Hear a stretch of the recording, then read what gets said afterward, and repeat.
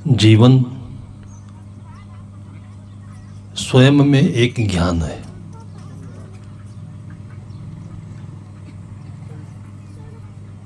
ज्ञान भूमंडल का एक नक्शा है।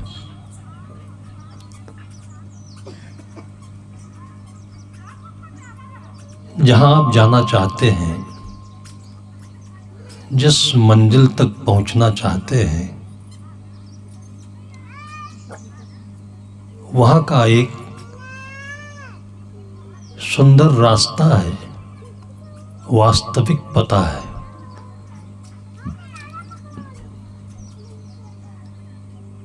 ऐसा नहीं कि कोई इस ज्ञान के बगैर भी जिंदगी जिए और अपनी मंजिल पा ले, और ये भी नहीं कि सबकी मंजिल अलग अलग है। जो अच्छे लोग हैं वो क्या चाहते हैं, और जो सामान्य लोग हैं वो कुछ और चाहते हैं। ऐसा नहीं है। अच्छा जीवन ही अच्छा जीवन है, और जो आप चाहते हैं वो अच्छे जीवन से ही प्राप्त हो सकता है।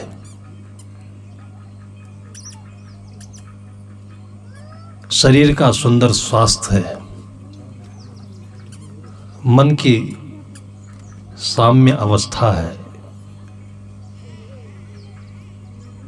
सद्बुद्धि है, और इन दोनों के साथ जब चल रहे हैं तो अच्छा व्यवहार है।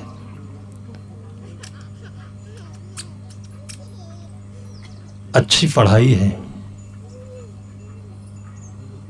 ये संत गुरुजनों की वाणी, उनकी संगति, उनका ध्यान, उनका ज्ञान, उनकी सेवा एक कुल मिलाकर के फालतू की चीज नहीं है। ये वो माध्यम है, ये वो समीकरण है, ये वो सिद्धांत है, सूत्र है, जिससे आप जहां पर हो वहीं पर, जैसे हो वैसे ही आनंद ले सकते हैं।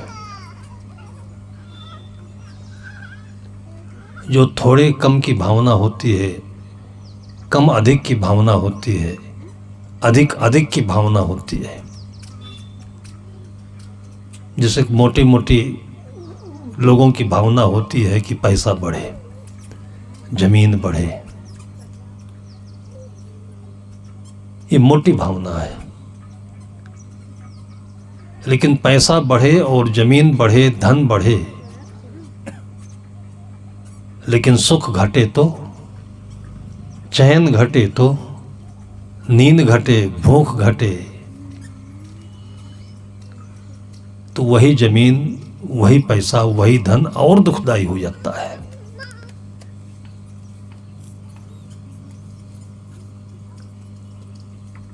जिसके घर में व्यवस्था नहीं हो तो उसके घर में रोज खीर नहीं बनती, पूड़ी नहीं बनती है, मालपुआ नहीं बनता है, रसगुल्ला नहीं आता है, काला जाम नहीं मिलता है, तो कभी याद भी नहीं करता है। और उसके घर में जो बनता है वही रसगुल्ला होता है।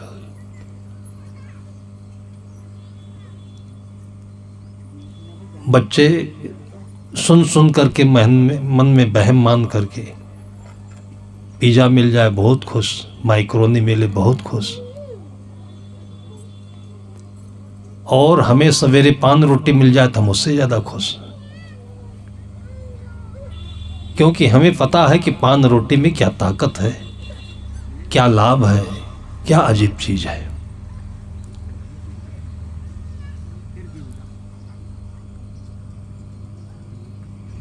कोई शायर कहता है कि जो मिठाई है चांदी के वर्क से ढकी है, वो मिठाई खोवा की नहीं, चीनी की नहीं, गोबर की है। तो कोई गोबर का छोत हो, ऊपर से चांदी का वर्क लगा ले तो कोई खा लेगा क्या? एक आदमी होता है, उसको अंदर भी चीज तो देखने का मन होता है, क्या है? तो एकदम से जो मन में ये लोगों को देख करके उसके नकल की भावना होती है, उससे मन बहकता है। और संत लोग यहीं पर समझाते हैं, ऐसा मत करो, वो जो तुम सोचते हो वो नहीं है। बेटी को शादी में बहुत दहेज दे देंगे तो बेटी सुखी रहेगी क्या? और आज के संपन्न इस युग में बेटियां इसीलिए मारी जा रही हैं क्योंकि उसके माँ बाप को एक घमंड है, पैसा बहुत है। इसका साइड इफेक्ट ये होता है कि बच्चों को बचपन से अच्छे संस्कार नहीं मिल पाते। एक जैसे बादल हो तो सूरज नहीं दिखता है, कोहरा हो तो जो दृश्यता है वो 10 मीटर भी नहीं रह जाती सामने की। इसी प्रकार से जब ये पैसे का, बाहर की संपन्नता का वातावरण होता है तो बहुत कम लोग साफ साफ देख पाते हैं, मन बिगड़ता है। और मन बिगड़ने से सब कुछ बिगड़ता है, खान पान बिगड़ता है। अब ये कोई खाने की चीज है लोग जो खा रहे हैं इस समय, लेकिन आज से 20 वर्ष पहले जो चीज लोग खाते थे, बढ़िया उड़द का बड़ा और भजिया और सुबह सुबह जलेबी, छत्तीसगढ़ की जलेबी अब तो लुप्त हो गई, किसी घर में दिखाई नहीं देती, सुनाई तो पड़ती नहीं। जो लोगों को तरह तरह की बीमारियां आई हैं, पेट में अल्सर है, पेट में जलन है, सिर में भारीपन है, एलर्जी है, इन सब का कारण सुबह की चाय है। सुबह उठते ही गरम गरम चीज, इधर चाय है, उधर बीड़ी है, सिगरेट है, और पीने वाले तो सुबह से ही दारू पीने लगते हैं। ये चारों तरफ के वातावरण में छा गई इसलिए होता है।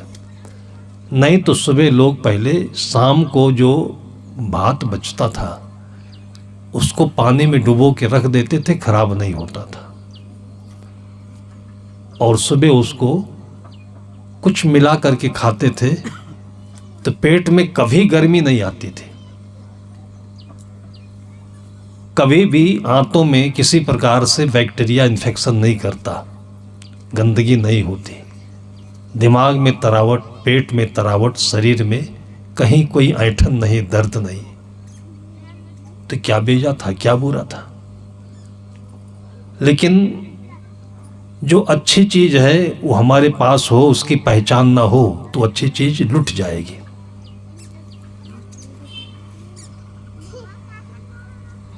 चारों तरफ की हवा है, प्रचार है, अंग्रेजों ने आकर के इसको और बढ़ावा दिया। अंग्रेज चले गए लेकिन भारत के लोग अंग्रेज हो गए। अगर वो चीज अच्छी होती तो हमारे जो पूर्वज थे वो बेवकूफ नहीं थे, बुद्धू नहीं थे, कमकल नहीं थे, उन्होंने भी सूरज चांद सितारे देखा। लेकिन ये सब जान करके ज्ञान विज्ञान में वो रचनात्मक की ओर आगे बढ़े, सृजनात्मक की तरफ आगे बढ़े। विज्ञान तो परमाणु बम बना दिया, इस पृथ्वी को 7 बार ये नष्ट कर सकता है। धरती में एक बार बम गिर जाए तो 7 बार यह धरती बगैर आग लगाए जल जाएगी। ये काम किया उसने। ये हमारे भारतीय परंपरा के ऋषि मुनियों ने, ज्ञानियों ने ये काम नहीं किया। वो सबसे छोटा में छोटा और सबसे अंतिम सत्य का जो तत्व है वो आत्मा है, उसका अनुसंधान किया। दिलों में जाकर के जो सूखे थे, रूखे थे, उदास थे, अतृप्त थे, उनके दिलों में जाकर के वो चीज पहचान बताई कि तुम्हारे पास तो हीरा है, तुम उदास क्यों हो, तुम्हें क्या तकलीफ है। उसको स्वरूप ज्ञान कहते हैं, आत्मज्ञान कहते हैं। वो पाने पर वो खुशी मिलती है। और तभी सबरी आज तक अपनी खुशी सबको दे रही है। मीरा आज तक घुंघरू के आवाज से लोगों के कानों को मुग्ध कर रही है। पायो जी मैंने राम रतन धन पायो। ये कब कहा उसने? जब महल छूटा, उसके पति पहले दिवंगत हो गए थे, आभूषण छोड़े, अच्छे अच्छे पहनने वाले कपड़े छोड़े, और जब बिल्कुल एक सामान्य धरातल पर आई तो वैसे ही कि जैसे चश्मे में धूल हट गया, और जब उससे देखा तो सब कुछ बढ़िया बढ़िया दिखने लगा। ये वैभव ये पहले जमाने में भी आज भी लोगों की आंखों में धूल झोंक रहा है।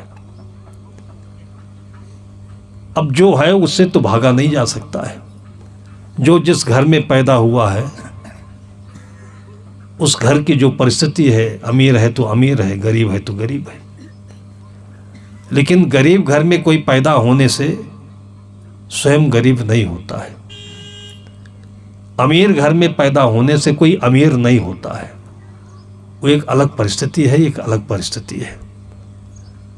उस जीवन को ज्ञान मिलना चाहिए, भक्ति मिलनी चाहिए और कर्म की आस्था मिलनी चाहिए। और वो सामान्य जीवन में देखा जाता है कि जो घर के काम हैं, छोटे छोटे बच्चों को देखा है, वो करते बहुत बहुत खुश होते हैं। माँ के साथ जो भोजन बनता है घर में, बेटी हो या बेटा हो, उनकी लगन होती है कि थोड़ा हम भी करके अपनी माँ का सहयोग करें, कुछ सीखें, कुछ समझें। बेटा पिता के साथ खेत में जाता है, उसके कामों को, खेती के गुणों को देखता है, सीखने का गुण होता है। ये सब पहले जमाने में लोग स्वाभाविक रूप से देखते थे, सुनते थे, करते थे और उसी में पारंगत हो जाते थे। अब बच्चे हैं, बचपन से ही स्कूल चले जाते हैं, न उनको अपना कपड़ा धोना आता है, एक गिलास पानी हाथ से लेकर के पीना भी नहीं आता है। पी लिया तो गिलास अपने हाथ से मांजता भी नहीं है। स्कूल की पढ़ाई है, स्कूल की पढ़ाई है। स्कूल की पढ़ाई का जीवन से क्या मतलब है, इसको अभी तक बड़े बड़े विद्वान समझ नहीं पा रहे। वो समझते हैं कब, जब जीवन आखिरी में आ जाता है, जब उनके बेटे उदंड हो जाते हैं और उन्होंने जीवन में जो धोखा खाया उसी धोखे की ओर बढ़ते हैं उनके बच्चे। तब माँ बाप को पश्चाताप होता है कि हम भी खोए, अपनों को भी खोए, सब हाथ से छूटता जा रहा है।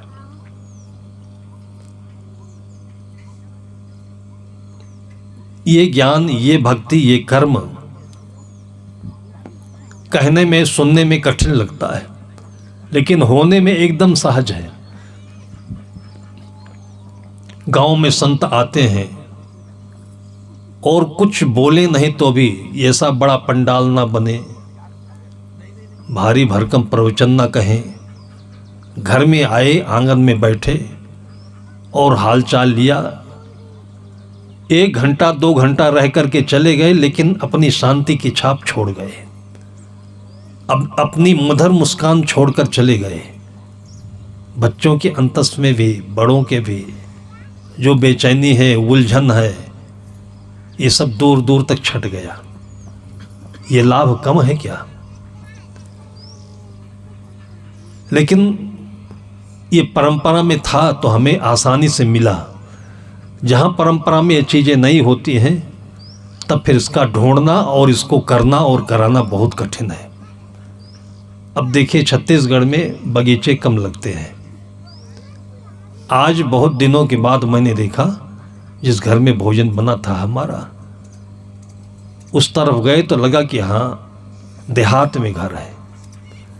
नहीं तो छत्तीसगढ़ इतने आगे पहुंच गया है, इतना विकास कर गया है कि सब बंबई हो गया है, सब कलकत्ता हो गया है, धूलम धूल है गांव गांव में। लेकिन देखा उनके खेत में गेहूं भी बोया हुआ है, हरियाली है। बहुत दिनों के बाद गेहूं के अंदर से निकाल कर लाया हुआ बथुई, एक भाजी साग है। इतना वो पौष्टिक होता है, आयरन का भंडार है वो। जिसको एनीमिया होता हो, हीमोग्लोबिन नहीं शरीर में, खून लाल नहीं होता हो, कमजोरी लगती हो, उनका सबका ये रामबाण इलाज है बथुई। 2 महीने हो गए छत्तीसगढ़ में घूमते, आज देखने को मिले। ये देखा कोने में लुका के रखा हुआ था। मैंने कहा बनाया नहीं, तो बोली ये जंगल, ये है जंगल वन है। ये नाम भी ऐसा रख दिया कि आदमी का मन मुड़ जाए, उसके करीब नहीं आए। ये उस घर की मां ने बताया, चुपके से रखा था। घर में धन है, हीरा है, लेकिन छुपा हुआ है, अनभिज्ञ है। हम उससे पहचान नहीं पा रहे हैं। और डॉक्टर के यहाँ जाएंगे तब कहेंगे कि हमको विटामिन की शीशी लिख दीजिए, आयरन की कमी है। आज इस कदर से कमजोरी व्याप्त होती जा रही है कि माओं के स्वाभाविक बच्चे जन्म नहीं लेते हैं, ऑपरेशन करके फाड़ना पड़ता है पेट। क्या ऐसे पहले होता था? जब गरीबी थी तो जो बच्चों के नाम आप लोगों ने सुना होगा, घोरे लाल, मेड़ी लाल, ये लाल कहाँ पैदा हुए, क्यों रखे गए नाम हैं? ये नाम क्यों रखे गए? कभी आप लोगों ने इसका अर्थ सोचा नहीं होगा। काम करते करते अपने सिर पर गोबर का खेप बर्तन में लेकर के घूर पर डालने माँ जा रही थी। वहीं रास्ते में पीड़ा हुई प्रसव की, आड़ में वहीं बैठ गई, घूर के ऊपर ही बच्चा पैदा हो गया, इसके लिए नाम उसका घोरीलाल पड़ गया। खेत में काम करते करते वहीं प्रसव पीड़ा हुई, मेड़ पर बैठ गई, वहीं मेड़ के आड़ में बच्चे का जन्म हुआ, मेड़ी लाल पड़ गया। अब लोग शर्म करेंगे मेड़ी लाल सुनकर, घोरी लाल सुनकर। अस्पताल लाल सुनकर के बहुत खुश हो जाएंगे, तलवार लाल, चाकू लाल, क्योंकि सब इन्हीं से तो पैदा हुए हैं। जब मां के भीतर ताकत नहीं रह गई बच्चे को जन्म देने की, और बच्चे के जन्म में ही झगड़ा है, खींच खांच के निकाला जा रहा है, तो पूरी जिंदगी जीने में कितना आइचा खांची होगी, कितना झगड़ा होगा। और जन्म हो भी गया तो स्तन में दूध नहीं आ रहा है। क्यों नहीं आ रहा है? ये खट्टा खाने से दूध आएगा, और जो चीज से दूध आता है उसको जंगल बंद कह दिया। और फिर कुरकुरे खा रहे हैं, नमकीन खा रहे हैं, सब प्लास्टिक के पैकेट जितने हैं, सुबह सुबह से माँ भी खाती है, बच्चा भी खाता है। जिस बच्चे के चेहरे पर चमक होनी चाहिए, पहले ज़माने में कोई लाली वाली थोड़ी लगाता था, पाउडर भी नहीं होता था, लेकिन ठीक से नहा धो करके अगर कपड़ा पहन ले तो चेहरे पर चमक होती थी। ये देखना हो तो आप उत्तराखंड चले जाइए, नेपाल की पहाड़ियों पर चले जाइए, और पीठ में एक डोका रखती हैं जिसको हमारे यहाँ झुआ कहते हैं, घास रखने का बर्तन। उसको लेकर के चले गए और घास काट रहे हैं और गीत गा रहे हैं। यहाँ गीत गाते हैं, पहाड़ी से टकरा करके उसकी प्रतिध्वनि आती है, इको होता है। आपके इस बाजा का जो इको होता है ये फेल है उसके आगे। इतनी सुंदर गीत, और देखने में आप अंदाज नहीं पाएंगे कि इसकी उम्र कितनी है। मैंने अंदाज लगाया उसका, इसकी उम्र ज़्यादा से ज़्यादा 45 साल होगी। इसको घर का काम नहीं, घास काटने आई है। बाद में पता चला कि उसकी उम्र 65-70 साल हो गई है। घर का काम बहू करती है, मतलब वो घास काटने आई, लगता बहू है और सासू, क्योंकि वहाँ का शुद्ध पानी झरने का पीती है। कोई पेस्टिसाइड नहीं है, कोई भी केमिकल फर्टिलाइजर नहीं है, शुद्ध मिट्टी का दिया हुआ, प्रकृति माँ का दिया हुआ मकई होता है, भाजियाँ होती है, सरसों है, और यही खाते हैं और सुंदर पानी पीते हैं, एकदम लाल लाल। जब काटते हैं ना झुक करके घास, तो ऐसा लगता है कि इनके गाल से खून टपक जाएगा नीचे अभी। ये सेहत है, प्रकृति ने ये बनाया। आपके पेड़ों में जब फल लटकता है, देखिए कितना सुडौल है। हम लोग तो फलों के बीच में ही रहे हैं, और छत्तीसगढ़ में पता नहीं किसी ने कोई परंपरा क्यों नहीं बनाई। जमीन बहुत है, पेड़ पौधे नहीं है। पता नहीं इसी को देखकर सतगुरु कबीर साहब ने कहा होगा कि बोया पेड़ बबूल का, आम कहाँ से खाए। होता है, आज देखा मैंने, बच्चे से पूछा तो कहा खूब आम फलता है और मेड़ मेड़ पर है, और यहाँ पर है भी तो बबूल है, कांटा है, और क्या है पता नहीं क्यों ये चल गया। यहाँ पर ये चला नहीं, अपने आप ये जन्म लिया है, लोगों ने इसकी तरफ ध्यान नहीं दिया है। इसलिए सुबह के सत्र में मैंने कहा कि मोबाइल के, मशीनों के दुष्प्रभाव से बच्चों के मनों को शुद्ध बनाना चाहें, बचाना चाहें, तो थोड़ी बाड़ी बनाएं घर में, और इनके जन्मदिन के अवसर पर इनसे केक नहीं कटवाएं, और नहीं तो गर्दना काटेगा पक्का सबका। फिर इनसे मोमबत्ती बुझवाइए नहीं, इनसे दीप जलवाइए, तो ये अंधेरे में भी उजाला पैदा करेंगे, प्रकाशित करेंगे आपके पूरे पूर्वजों को और पीढ़ी को। कहाँ से अंधी पकड़ हम लोगों ने ले ली, केक बना रहे हैं, पान रोटी ही करते। क्या केक और पान रोटी को लड़ा दो, देखो कौन जीतता है। दोनों सामने सामने आपके दिख रहे हैं। वो सड़े आटा का है भाई, जो केक होता है उसमें है क्या, उसमें मैदा होता है, मैदे का ब्रेड होता है, उसी में छोप छाप देते हैं थोड़ा मक्खन, या पानी में डुबोकर चीनी की चाशनी में लगा देते हैं, केक बना दिया। एकदम पाखंडी चीज है। वही गोबर की मिठाई पर चांदी का बरख, वो कहाँ से ढूंढ करके ला रहे हैं, उसमें लोग पैसा कमा रहे हैं, और हम लोग उसमें बेवकूफ़ बन रहे हैं, बच्चे का जन्मदिन बना रहे हैं। क्या केक जैसे ही बच्चों के जन्मदिन को सड़ाना चाहते हो? उस दिन में अपने पारंपरिक व्यंजन बनाते। आपकी परंपरा में जो व्यंजन है स्वादिष्ट भी हैं और मजबूत भी हैं। ये चीजें ज्ञान की बात है, और इससे आप खाने पर जो आपके अंदर में शक्ति बनेगी, उससे आपको भक्ति भी मिलेगी। जब शरीर में कुछ है ही नहीं है, दिमाग खोखला हो गया है, आंखों में रोशनी नहीं है, तो प्रेम कहाँ से जगेगा शरीर में? प्रेम केवल ऐसे पैसे से खरीदी जाने वाली चीज़ थोड़ी है। जब आदमी अच्छे से जीता है, अच्छा खाता है, अच्छा करता है, तब माँ की ममता उसके अंदर में समझ में आती है, तब उसके अंदर में हमारे किसानों का ज्ञान मिलता है, प्रकृति का ज्ञान मिलता है, और तब धीरे धीरे वो पहलवान बनता है, बहादुर बनता है, भक्तिमान बनता है, ध्रुव बनता है, प्रहलाद बनता है। तो इन चीज़ों को साधु संत जो कि बहुत दूर से जाकर के, जैसे भूमंडल का नक्शा अगर बनाना हो, तो यहाँ बैठे बैठे, अब असनारा गांव के अंदर में जो कोई आया है वो असनारा को नहीं देख सकता है। थोड़ा सा ऊपर चला जाए तो हेलीकॉप्टर से या ड्रोन से, और वहाँ जब जाएगा तो फिर पूरा असनारा गांव दिखाई पड़ने लगेगा। तो इसी प्रकार से जो इस भोग में, खाने पीने में, कमाने में डूबा हुआ है, वो इतना डूबा हुआ है कि समझ नहीं पाता है कि इसमें हम करें क्या।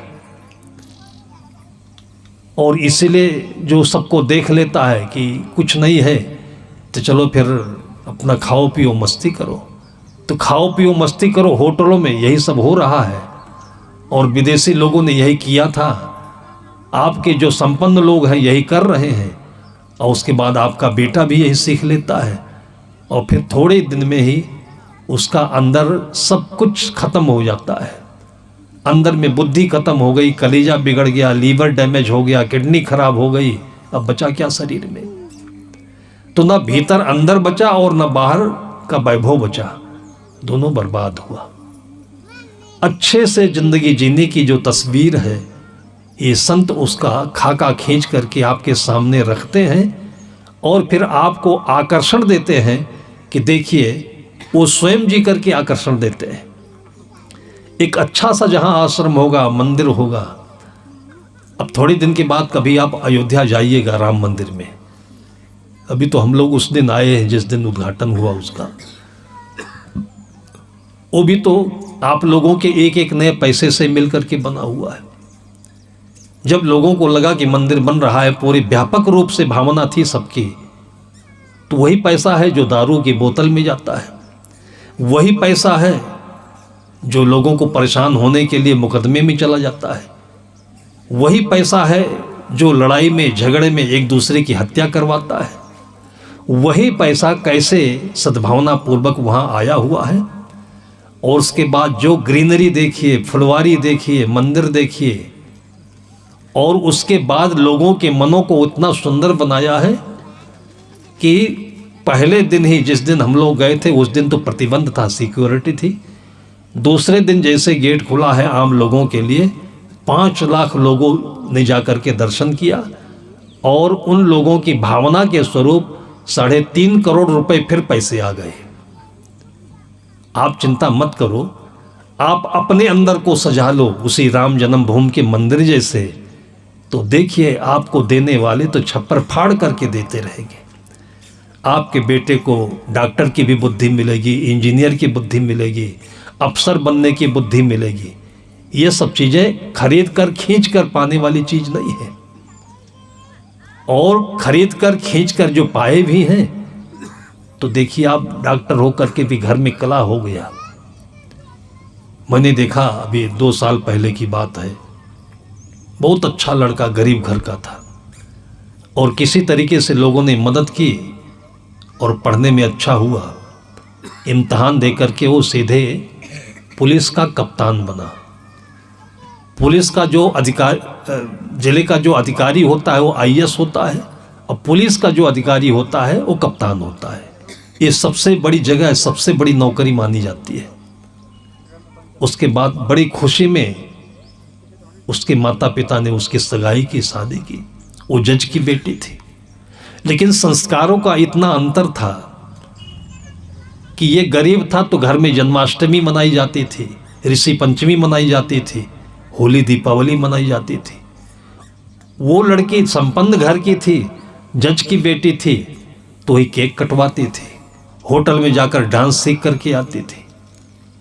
अब ये शादी बेमेल हुई, लेकिन पैसे के कारण से हो गई, और उसके बाद अंदर से किचकिच शुरू हुई। दोनों के संस्कारों में द्वंद्व शुरू हुआ कि ये सादा खाना खाना चाहता है, वो स्पाइसी और ऑयली खाना चाहती है।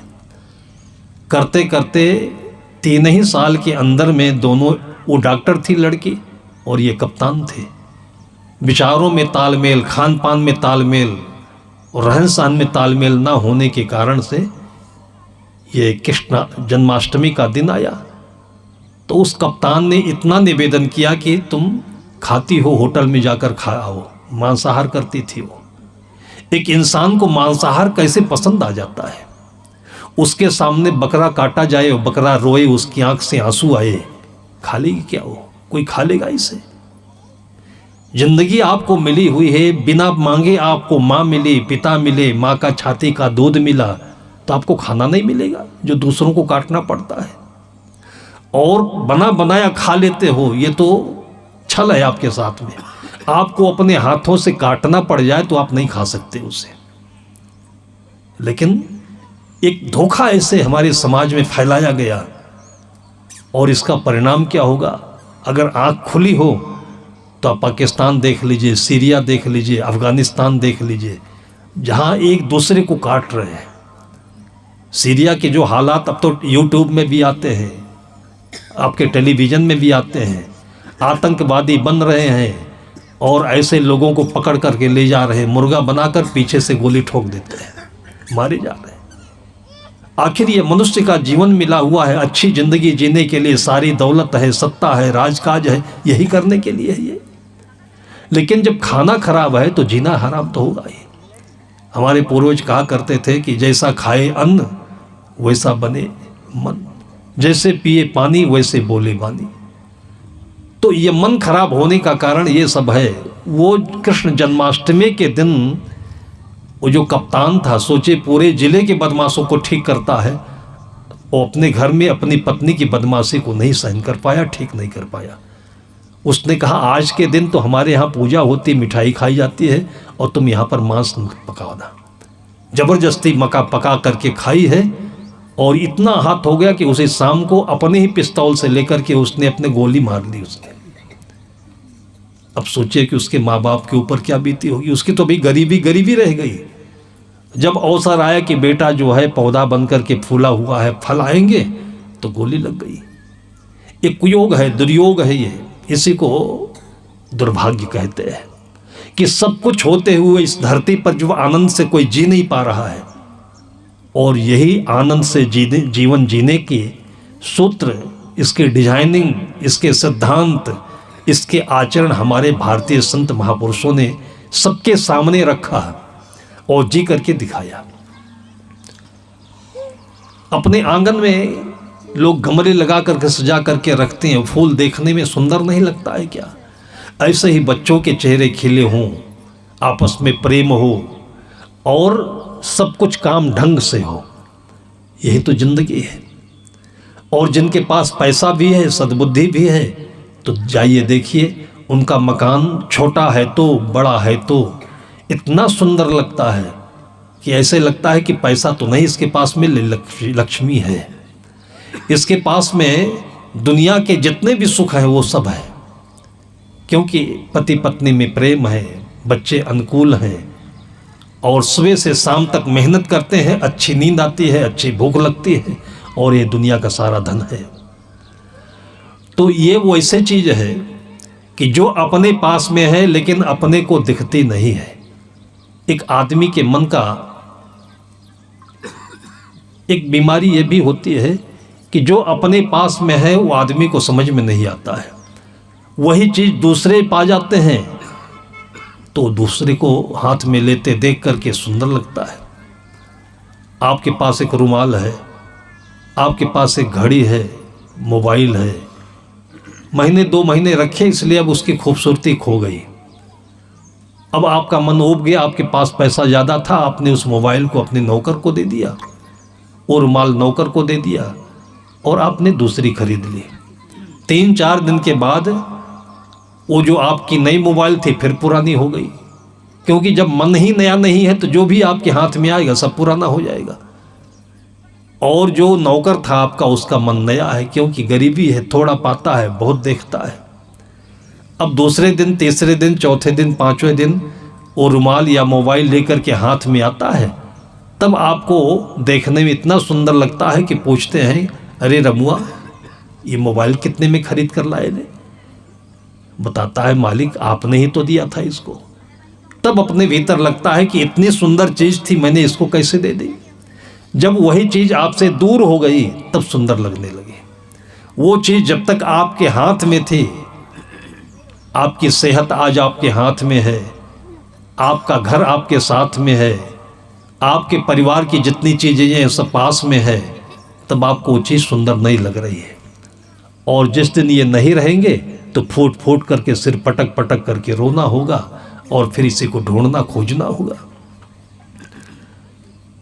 इसलिए संत महापुरुष कहते हैं कि संगत से सुख उपजे, कुसंगत से दुख होए, कहें कबीर तहाँ जाइए जहां अपनी संगत होए। हफ्ते भर में एक दिन तो आसपास में कहीं आश्रम हो, कोई संत हो, मंदिर हो। अब संत इतना नहीं मिलते हैं, इसलिए लोगों ने संत को प्रतिष्ठित करके मंदिर बना लिया। मतलब जहां पर आपका झगड़ा है, जिस आंगन में रोज झगड़े हो रहे हैं, और ये समझ लीजिए कि एक बार आपके आंगन में झगड़ा हो गया तो आदत ही बन जाएगी झगड़ा करते रहने की।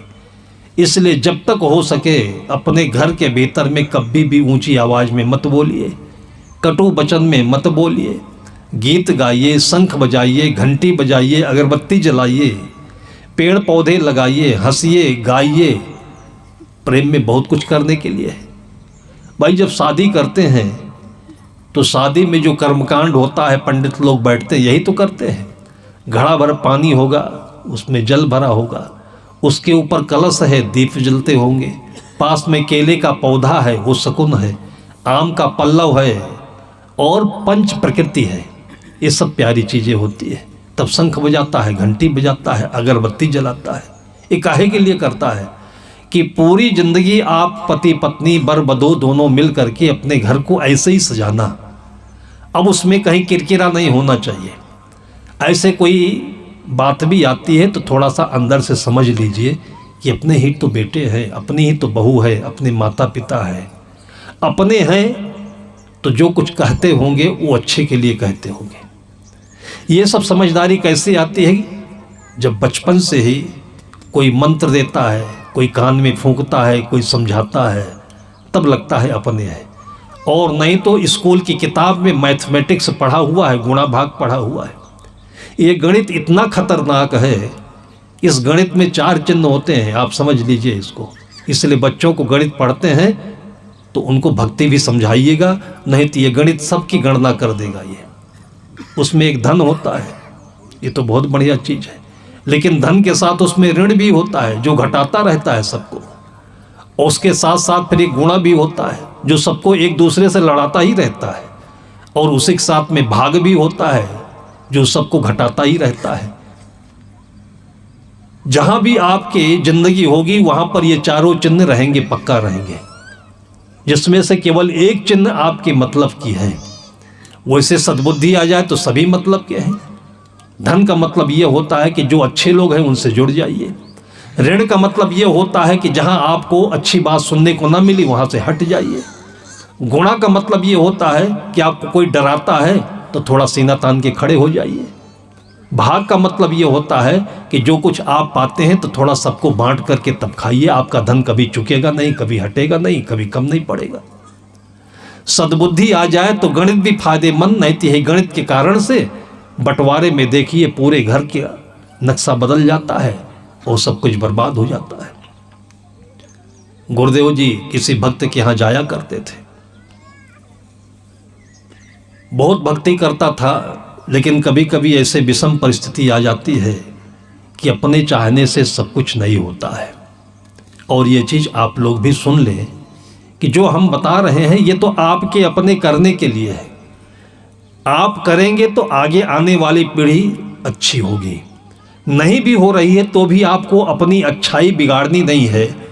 आप धैर्य रखिए, आप आशान्वित रहिए, विश्वास रखिए कि भक्त बीज पलटे नहीं, जो जुग आए अनंत, ऊंच नीच घर अवतरे, होई संत का संत, होई भक्त का भक्त। आपने दान पुण्य किया हुआ है, अच्छा खाया है, अच्छे से रहे हैं, कहीं कदाचित आपके बेटे थोड़ा सा ट्रैक से अलग जा रहे हों, कुछ गलत कर रहे हों, तो आप एकदम से उनको कोचिए नहीं। कोई आता है तो बार बार उनको आप बुराई मत करिए, लोगों के सामने उनको नीचा मत दिखाइए। हाँ, गुरु से आप बताइए अपनी समस्या। गुर से कपट, मित्र से चोरी, की हुए निर्धन की हुई कोढ़ी। गुरु से और माता पिता से अपनी कोई बात मत छिपाइए। और बाकी कोई भी दुख है लेकिन आप किसी को बताइए नहीं, सहन करिए।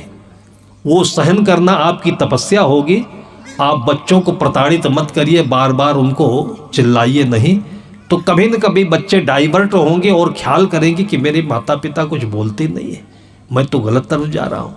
फिर डाइवर्ट होंगे तो देखिएगा कि फिर वो फूल खिलेंगे, वो सुंदर फल आएंगे। तो ये धैर्य रखना हम लोगों को नहीं आता है, क्योंकि हमारे भीतर अहम है, घमंड है कि मैं बाप हूँ, मैंने पैदा किया, इतना पैसा कमाया। और यही घमंड जब टकराता है बच्चों से तो बच्चे दूर होते जाते हैं, टेंशन में आते हैं तो दारू पीने लगते हैं।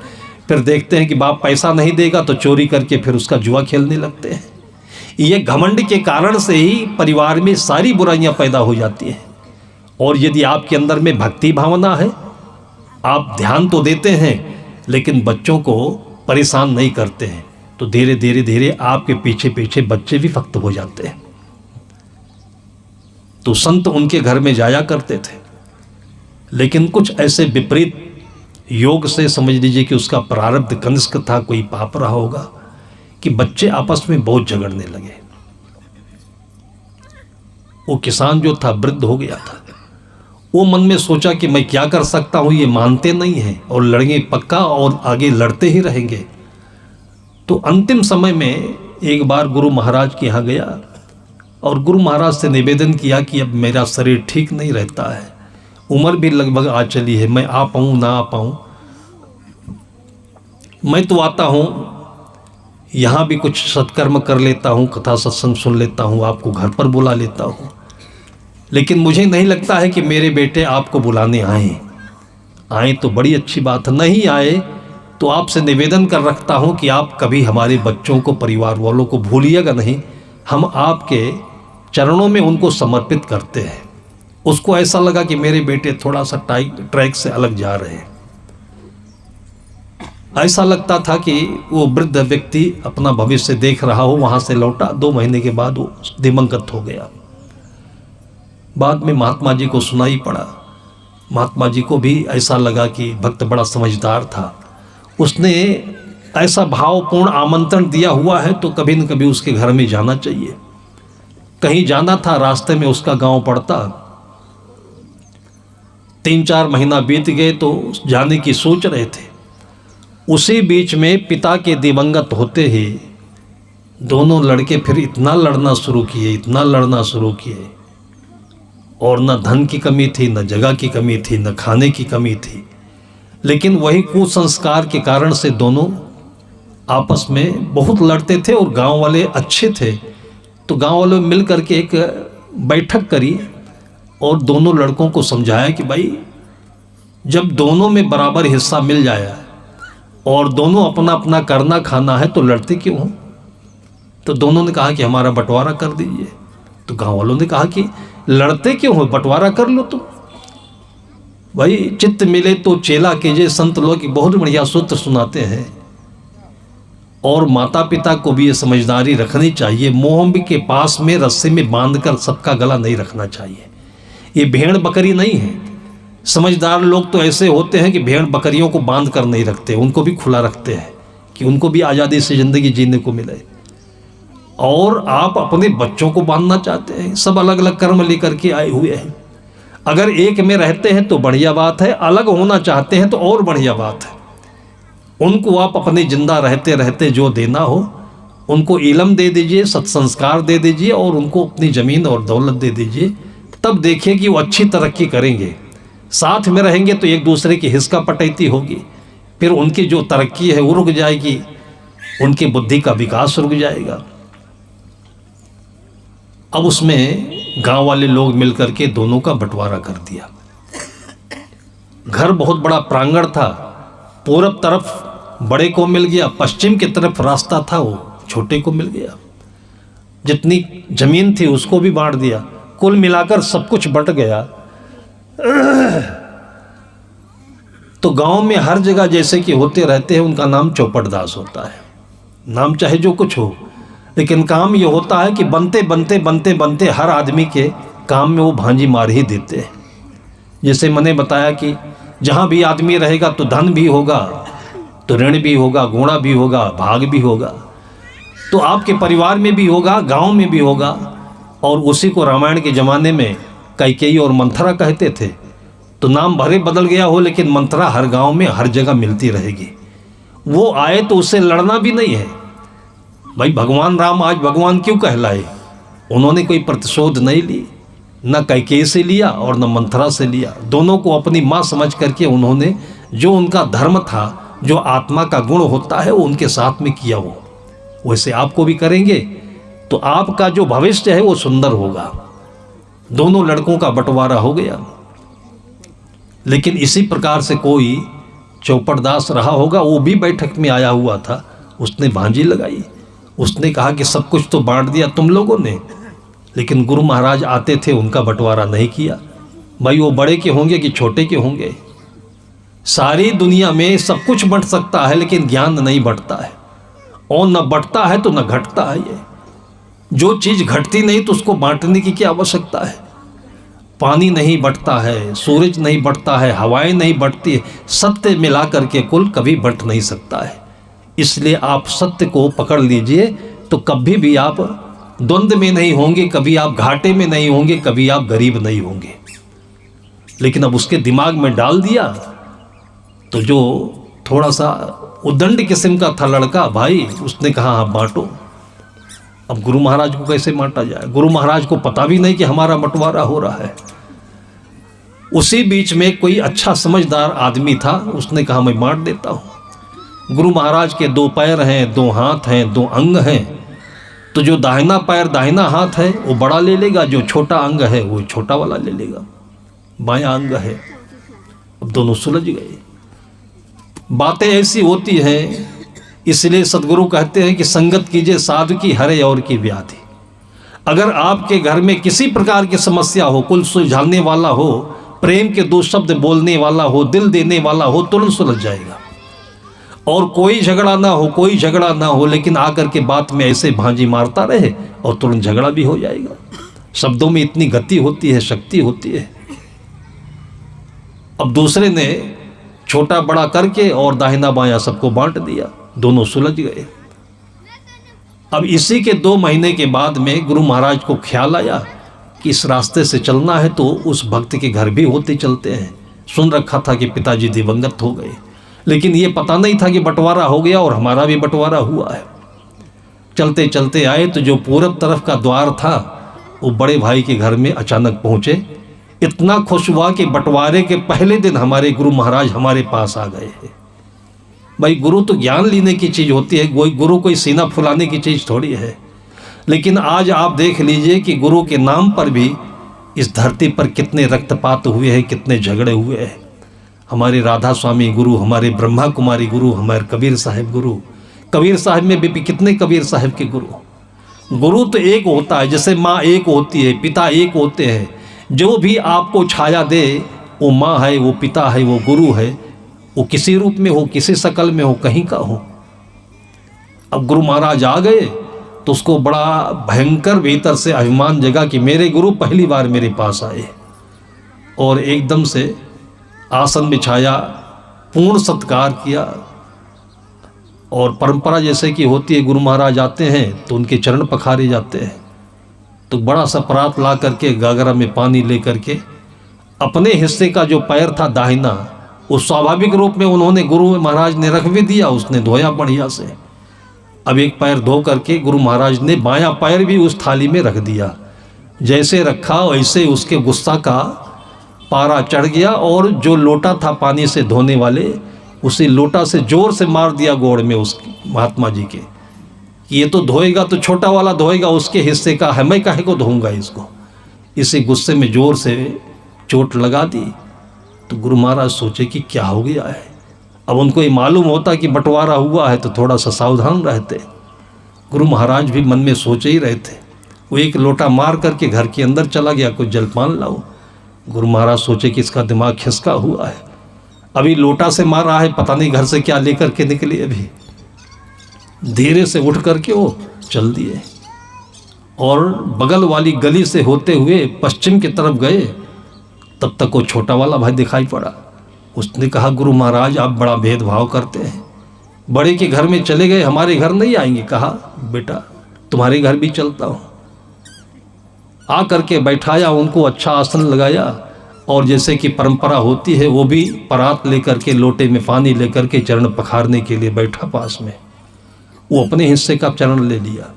देखा तो जहाँ पर लोहे की चोट लगी, लोटे की चोट लगी थी, वहाँ पर थोड़ा सा ब्लड ऊपर निकल आया था। कहा गुरु महाराज क्या हो गया। गुरु महाराज के भी लगता है दिन आ गए थे कुछ प्रसाद खाने के। उन्होंने बता दिया कि बेटा तुम्हारे भाई का दिमाग कुछ गड़बड़ है कि कुछ क्या हो गया है।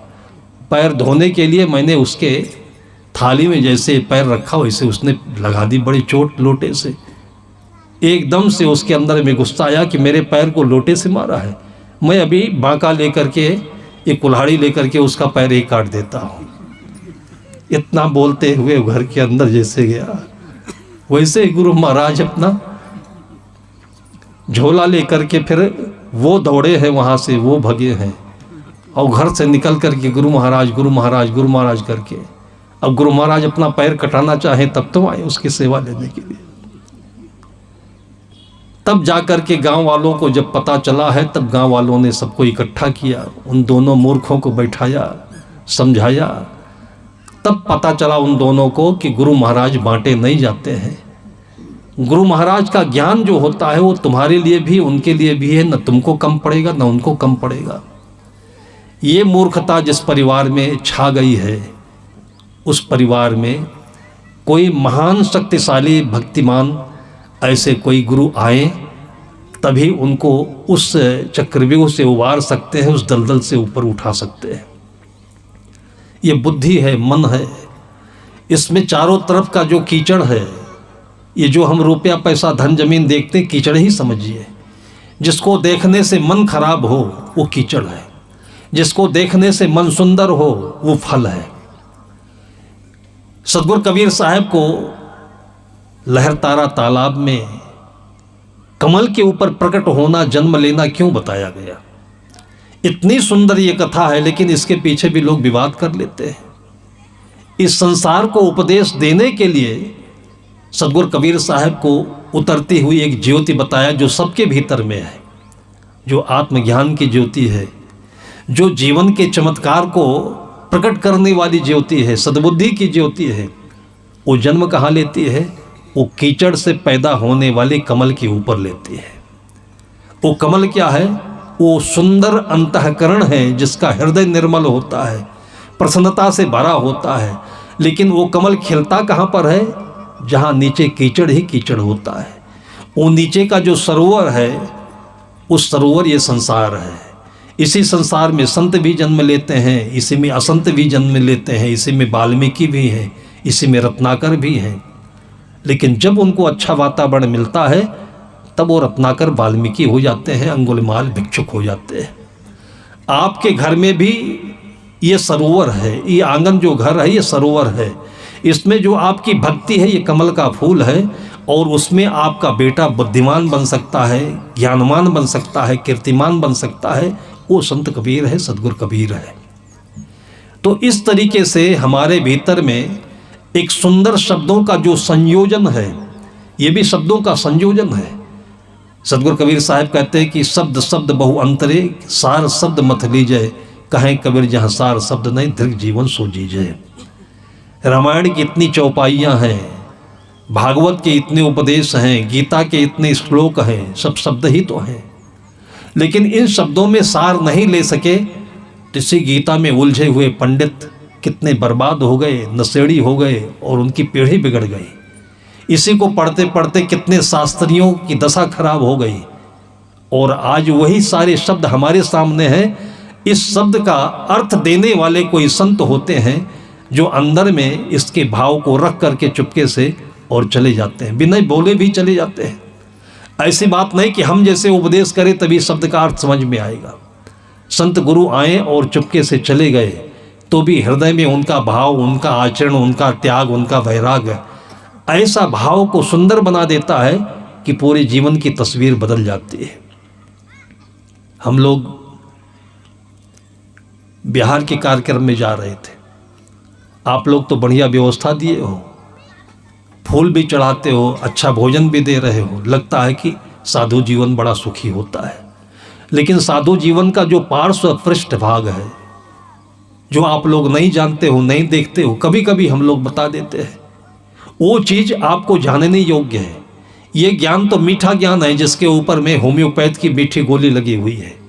लेकिन वो जो बताते हैं वो समझ लीजिए कि एंटीबायोटिक है, वो पैरासीटामोल है, जिसको मुख में डालते ही कड़वापन आ जाता है, लेकिन फ़ायदा उसी से होता है।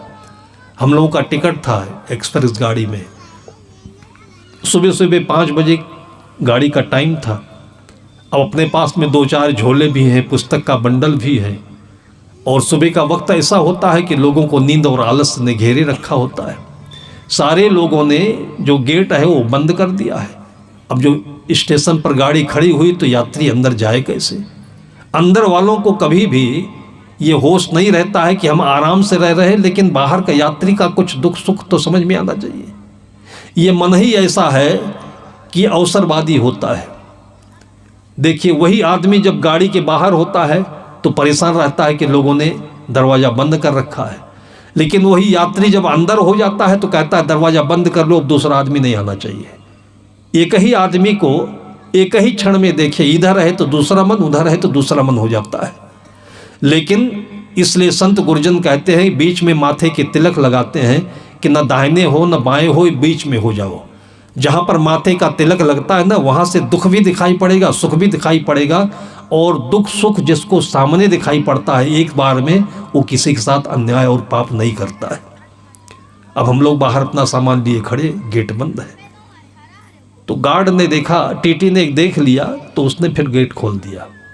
फिर वहाँ से अंदर ही अंदर हम लोग S5 में हमारा रिजर्वेशन था, तो 2-3 डिब्बे कूद करके वहाँ पहुँचे, तो देखा सारे लोगों ने सीट कब्जा किया हुआ है और लेटे हुए हैं, जग रहे हैं लेकिन लेटे हुए हैं। और 5 मिनट तक हम सामान लिए प्रतीक्षा किए कि उठ जाए, बगैर कहे समझ जाए ये लोग। लेकिन ऐसे कहाँ होता है। सदगुरु कबीर साहब कहते हैं कि दुख में सुमिरन सब करें, सुख में करे न कोई, जो सुख में सुमिरन करे तो दुख काहे का होए। हम खड़े हैं, सिर पर बोझा है हमारे अपने झोलों का, बंडल का, और देख रहा है ऐसे, वो लेटा हुआ है। तो मैंने उसका सिर थोड़ा सा हिला दिया, मैंने कहा भाई सीट छोड़ोगे कि नहीं। तो उठना चाहिए था उसको, लेकिन कहता है साधु बड़े निर्दयी होते हैं। मैंने कहा भैया काहे के निर्दयी होते हैं, निर्दयता वाला जितना काम है वो कर रहा है, उसको पक्का पता है कि सीट हमारी नहीं है। और जब हमने उसको थोड़ा सा संकेत किया कि उठे सीट छोड़े, हमने कोई डांटा तो नहीं, डंडा नहीं मारा, लेकिन उत्तर देता है कि साधु बड़े निर्दयी होते हैं। ये आपको संसार की एक झलक बता रहे हैं कि उसी संसार में आपको भी जीना है और आपको भी अपनी जिंदगी को बनाना है। फिर मैं उससे कहा कि भाई हमने आपको कुछ कहा तो नहीं। हमारी उसकी बातचीत हो रही थी और लेटे लेटे बात कर रहा था। तभी उन्हीं 3-4 लोगों के बीच में, उस केबिन में 4-5 लोग होते हैं, 6 लोग, एक ने थोड़ा जोर से उससे कहा कि तुमको शर्म नहीं आती। एक तो वो संत है, दूसरे उनकी सीट है। वैसे भी हमारी भारतीय परंपरा में किसी संत को देख करके हम लोग खड़े हो जाते हैं, नमस्कार करते, सेवा करते हैं, और तुम बेहाया होकर के पड़े हो उनकी सीट पर। जब उसने लताड़ मारी तब जा करके वो थोड़ा सा अजगर जैसे हीला डोला, तब बेशर्मी से सीट छोड़ करके अलग हुआ। फिर हम लोगों ने अपना सामान सेट किया। वो था, उसकी पत्नी थी, उसके 2 बच्चे थे। और सोच लीजिए कि वो हमारे ही साथ ऐसा नहीं कर रहा था। जब आधे घंटे तक बैठकर हम लोग गाड़ी पर यात्रा की, गाड़ी आगे बढ़ी, तो मैंने देखा उसकी छोटी बेटी थी, इतनी रोती थी, फिर थक जाए तो ऐसे आंख बंद करके लेट जाती थी, फिर रोए। उसको गाड़ी चलने से कभी कभी क्या होता है कि गाड़ी पर या डीजल वाली गाड़ी पर लोगों को चक्कर आता है, उसको सूट नहीं कर रहा होगा। अब उसके रोने पर भी, उसकी तकलीफ पर भी वो बाप माँ वो आराम से सो रहे हैं, पड़े हुए हैं, और बच्ची रो रही है। तो उसका रोना बच्ची का हम लोगों को अच्छा नहीं लगा। तो मैंने उससे कहा कि भाई इस बच्चे को तकलीफ है, आपने कुछ किया नहीं, अगर आपकी अनुमति हो तो मेरे पास एक दवा है। मुझे पता था कि इसके पेट में गैस बन रही है, और गैस भयंकर होती है, दिमाग में चढ़ती है तो चक्कर आता है, उलझन होती है, बेचैनी होती है। वो दवा हम लोगों के साथ में थी। मैंने उससे कहा कि आपकी अनुमति हो तो इसको हम दवा दे दें, लेकिन वो अनुमति वाला काम तो पहले बंद कर दिया था, झगड़ा कर लिया। तो कुछ बोला नहीं, तो मैं समझ गया कि इसकी इच्छा है। फिर मैंने मीठी गोली में दवा को मिला करके उस बच्चे से कहा कि इसको खा ले, अभी ठीक हो जाएगी। उसने खा लिया, और आधे घंटे के बाद एकदम चेहरा उसका प्रसन्न हो गया, गैस खत्म हुई और बढ़िया हंसने खेलने लगे। फिर मैंने जो परिवर्तन देखा कि बातचीत तो उसने पूरे यात्रा भर हमसे नहीं की, क्योंकि बात करने का तो पहले से ही उसने काट दिया रास्ता। लेकिन जब स्टेशन आए और हम लोग पानी के लिए बाहर उतरते थे, तो हमारे साथी के हाथ से, हमारे हाथ से बोतल छीन लेता था और बढ़िया पानी लेकर के आता, फिर फल लेकर के आता, फिर खाने वाली चीज़ लेकर के आता। बोलता भर नहीं था, बाकी जो भक्ति में करना चाहिए ना साधु के लिए, वो सब काम करने लगा वो।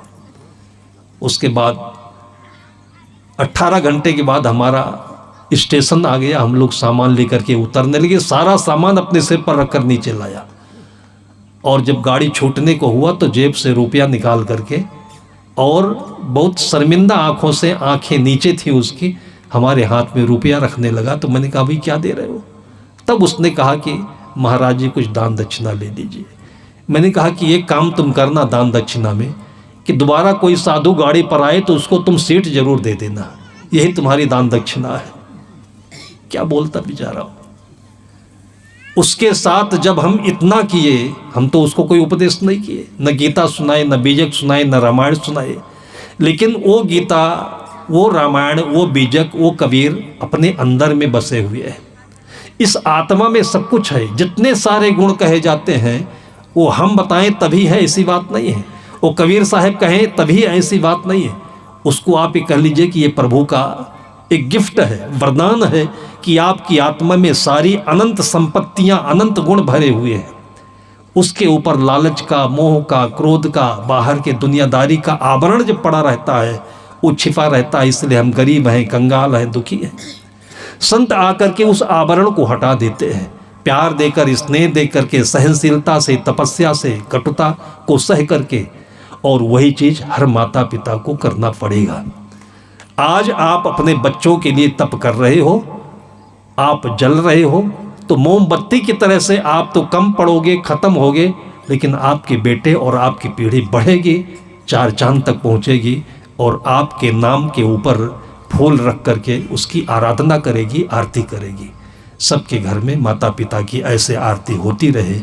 इन्हीं सद्भावनाओं के साथ में हम आपके बीच में आए हैं। आज इतना ही कर करके अपनी वाणी को विराम देते हैं।